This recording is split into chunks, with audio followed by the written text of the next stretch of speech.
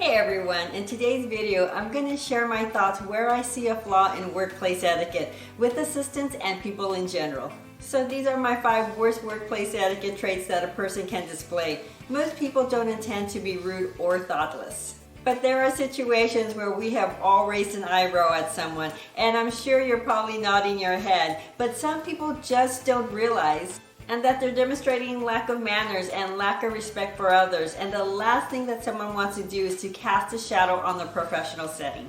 So let's talk about these negative etiquette traits that someone can exhibit and how they can be corrected. But before I move on, don't forget to hit that subscribe button so you don't miss out on any of my next uploads. That'll really help you build your talent and it'll help my channel grow. So it's a win-win for both of us. Now let's get to the video.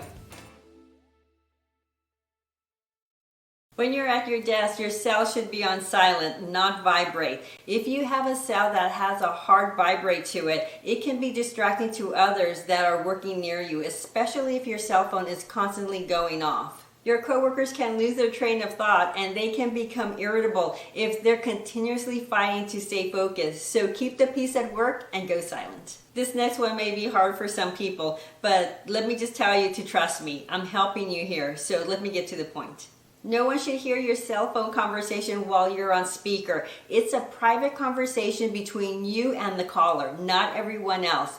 Please do not use your speaker at work. I have overheard many conversations that were on speaker where the call becomes heated and at some point it becomes very uncomfortable for everyone around who has the unfortunate position to overhear that conversation.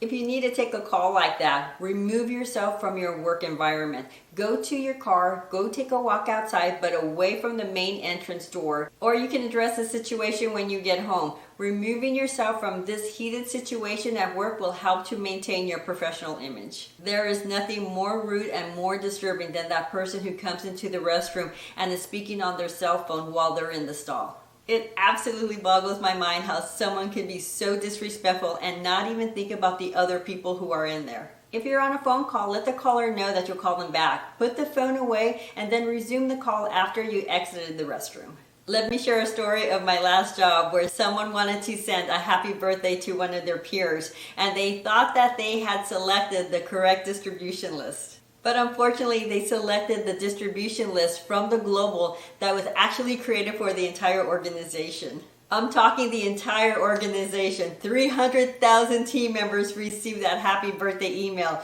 So what do you think happened after they sent it out?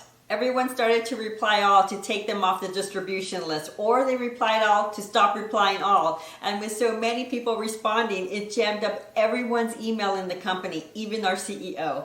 I never saw anything like it, and it went on for hours until our IT department jumped in to remove the email from the server. And of course, everyone had a good laugh over it.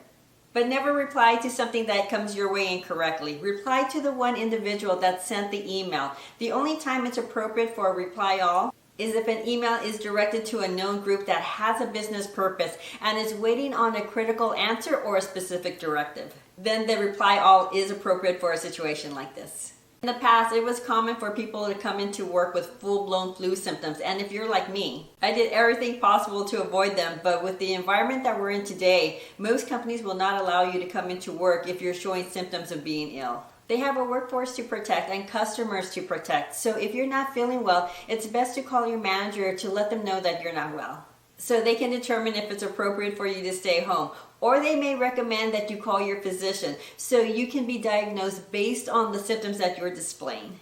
It's great when we have something to share in a meeting, but sometimes we have to wait our turn to give our views and our opinions. The problem is often we see people interject in the middle of someone who's already speaking, and that's because they believe that what they have to say is important. But what people fail to understand is that people are already engaged in the conversation with the speaker, and this may be an important discussion for them.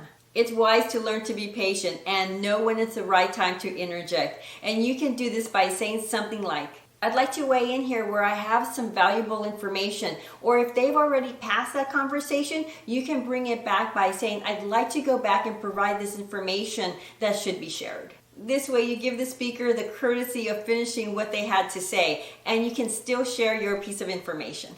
Everyone runs late to meetings once in a while, and they always extend their apologies. But if this is an ongoing pattern for you, those apologies will fall on deaf ears, and it shows your lack of responsibility. People have to remember that meetings don't wait when there's time restraints, and if you run into a meeting that's already in session, you just interrupted everyone in the meeting as well as the presenter, who may need to go back to reiterate what they already covered. So do your best to be at the meetings early and help your supervisors, managers, and executives arrive on time as well. So those are my 5 worst workplace behaviors that many people do every day, but with a little coaching, those behaviors can be traits of the past. If you like this video, give me a thumbs up, subscribe to my channel. It doesn't cost you anything to subscribe, and if you have a great tip to share, leave it in the comments. Thanks everybody for watching. Take care.